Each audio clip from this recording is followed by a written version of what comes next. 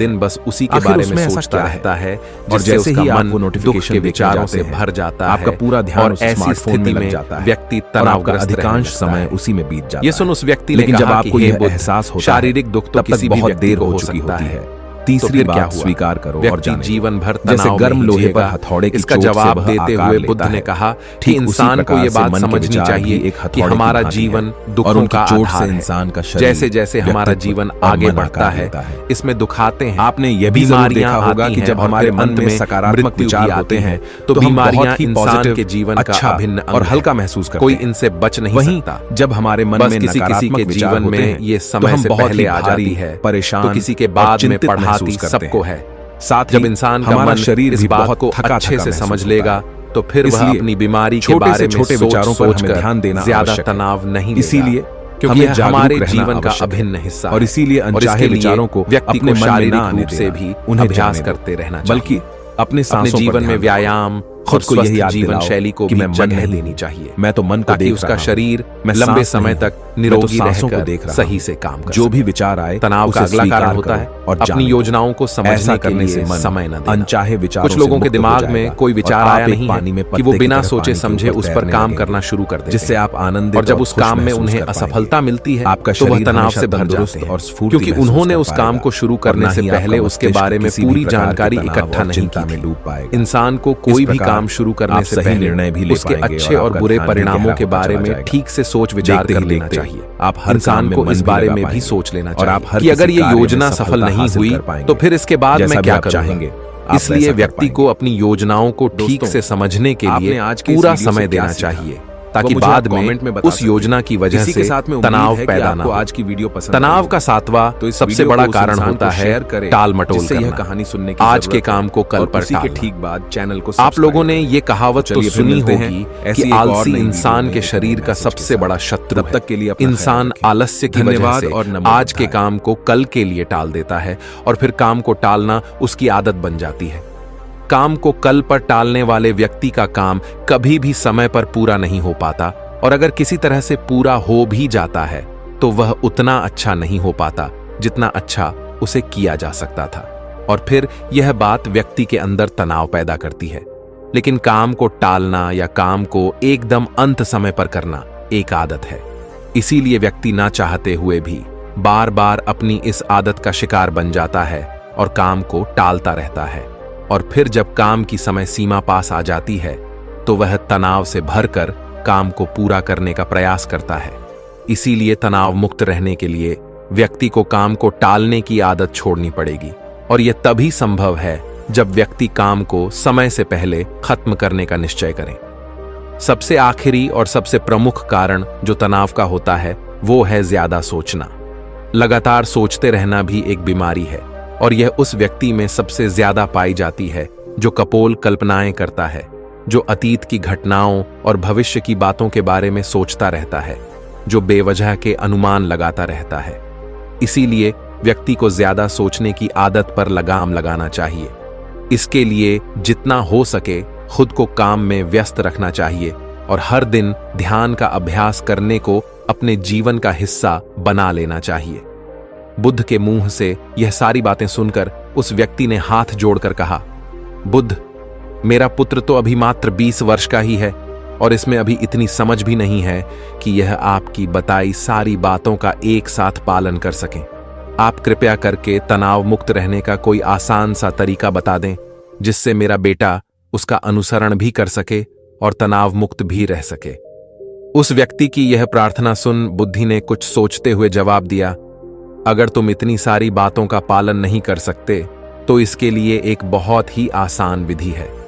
तुम एक बार मैं एक काम को करने पर ध्यान लगाओ भी काम कर रहे हो, उस समय पर सिर्फ उसी काम को करो, सिर्फ उस पर ही अपना पूरा ध्यान लगाओ और अगर तुम्हारा मन इधर उधर भटक जाता है तो जैसे ही तुम्हें याद आए उसे वापस फिर उसी काम में लगा दो। इससे तुम्हारा मन और तुम्हारा शरीर दोनों एक जगह पर केंद्रित रहेंगे।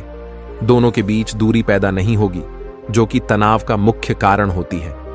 दोस्तों, आज की युवा पीढ़ी एक ही समय पर 2-2, 3-3 काम करने के आदी हो चुकी है, जैसे फोन पर बात करते हुए गाड़ी चलाना, खाना खाते हुए टीवी देखना, ये फोन चलाना और फिर इनकी शिकायत रहती है कि मैं तनाव में जी रहा हूं, मेरा मन शांत नहीं रहता है, मैं चिड़चिड़ा सा हो गया हूं। जब कोई व्यक्ति एक ही समय पर 3-3 काम करेगा तो तनाव पैदा होना तो स्वाभाविक है, क्योंकि दिमाग तो एक समय पर पूरा ध्यान लगाकर सिर्फ एक ही काम कर सकता है। पूर्ण रूप से एक ही समय पर 2 कामों पर ध्यान कभी नहीं लग सकता। इसीलिए जहां तक संभव हो सके एक समय पर सिर्फ एक ही काम करने का प्रयास करें, वो भी पूरे ध्यान के साथ। दोस्तों, आशा करता हूं कि आपको इस कहानी से काफी कुछ सीखने को मिला होगा। दोस्तों, अगर आपको हमारी यह वीडियो पसंद आई हो तो वीडियो को लाइक करें और हमारे चैनल को सब्सक्राइब कर दें। धन्यवाद।